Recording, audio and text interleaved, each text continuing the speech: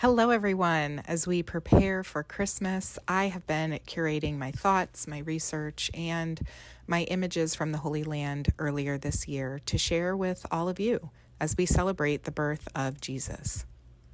Let me start with the little town of Bethlehem, where a bright star guided the way to the newborn king. The Star of Bethlehem is associated with the birth of Jesus Christ and with the visit of the Magi, or the wise men from the east. These wise men were most likely coming from Persia or modern-day Iran, headed west to Israel, as recorded in Matthew 2. These wise mathematicians and astrologers knew about the Jewish prophecies from Micah and Samuel, and they were excited to see them be completed. In Jesus' time, Bethlehem was in Judea. However, 100 years later, the Roman Emperor Hadrian renamed Judea Syria Palestinia, and today we know it as modern-day Palestine in the West Bank. I feel so blessed to have visited this area in my pilgrimage earlier this year. We got to spend one day crossing through that fine dotted black line you see here of Israeli territory, through a checkpoint and into Palestine so that we could visit the place of Jesus' birth. As you might know, with the current war in the Middle East, Palestine is an Arab nation, therefore Muslim territory, where the birth of Jesus is known as a very lucrative attraction, and 76% of their tourism revenue in this area comes from Christian visitors from around the world. Of the four Gospels, Matthew and Luke mention the birth of Jesus, both placing it in Bethlehem. In Bethlehem, there are two controversial locations for the place of the Nativity as the plausible place of the birth of Jesus Christ. In the distance, you see the first one here, the Church of the Nativity.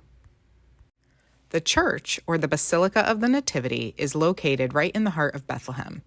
This location has a grotto that holds predominant religious significance to Christians of various denominations as the birthplace of Jesus Christ. It has 3 different monasteries within the basilica. There's a Roman Catholic one, an Armenian Apostolic one, and a Greek Orthodox one. The church was originally commissioned by Constantine the Great, a short time after his mother Helena visited Jerusalem and Bethlehem, about 325 years after the death of Jesus. They built the church on the site that was traditionally considered to be the birthplace of Jesus. There is a grotto, and this is the oldest continuously used place of worship in Christianity. The basilica is the oldest major church in the Holy Land. The basilica was placed on the 2008 watch list for the 100 most endangered sites by the World Monuments Fund. So, in 2010, the Palestinian authorities announced a multi-million-dollar restoration program. Although a majority Muslim nation, Palestine considers this church a national treasure and one of their most visited and lucrative tourist attractions. There are 3 different dates for the celebration of Christmas. December 24th and 25th is for the Catholics, or the Latins, who use a general Roman calendar, also known as a Gregorian calendar. A religious professor, Adam English, argued the accuracy of this date because of Zechariah's ministry in the temple as described in Luke chapter 1. It took place on Yom Kippur, the year before Jesus' birth. Then he traces Luke's narrative through to the birth of John the Baptist, which concludes that the nativity would have occurred on December 25th. Therefore, Catholic Midnight Mass in Bethlehem happens on Christmas Eve and is broadcast around the world. I will definitely be checking it out this year on YouTube, and I hope you will too. During this annual ceremony, a parade of Catholic dignitaries are accompanied by various youth organizations, and they make their way into the grotto carrying a figure of baby Jesus that they place on a silver star. More about that star in a moment. Then, on January 6th and 7th, the grotto is used for the Greek Orthodox, Syrian Orthodox, and Ethiopian Orthodox Christmas celebrations, who use a Julian calendar. And then lastly, on January 18th and 19th, they celebrate the Armenian Christmas, which combines the celebration of the Nativity with that of the baptism of Jesus at the same time in an Armenian feast of Theophany. In 1516, during the Ottoman conquest, in an aim to prevent people from entering this church and destroying it with horses and with cattle, it was decaying, and the main entrance was walled up, as you can see in this photo.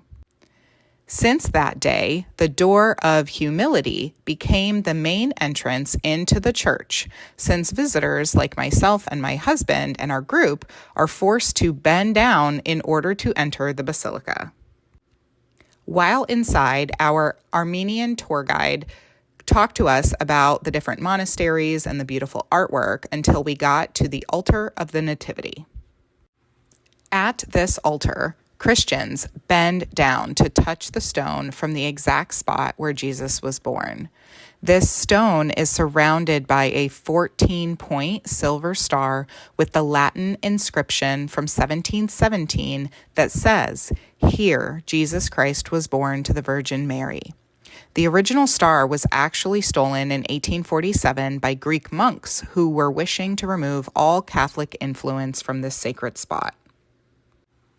The stone itself has been handled so much that it is smoothed over from the oils of human hands, and it actually feels more like glass than a rock.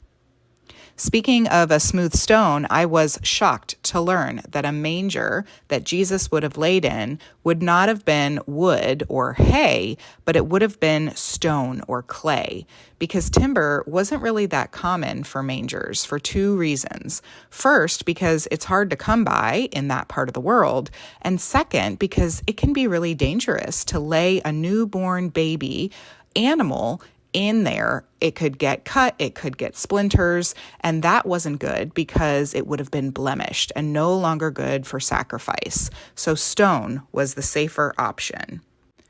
Deuteronomy 17:1 tells us, "You shall not sacrifice to the Lord your God an ox or a sheep which has a blemish or any defect, for that would be a detestable thing to do to the Lord your God." Jesus is the only unblemished, perfect sacrifice able to restore our relationship with God, and he too was placed in a stone manger to be kept safe, just like those animals that would be sacrificed. Here is what we know for sure. Luke 2:7 says, "And she gave birth to her firstborn son, and wrapped him in swaddling cloth, and laid him in a manger, because there was no room available." Come back next time to hear more about the second plausible place of the birth of Jesus Christ in the city of Bethlehem. Thank you so much for watching.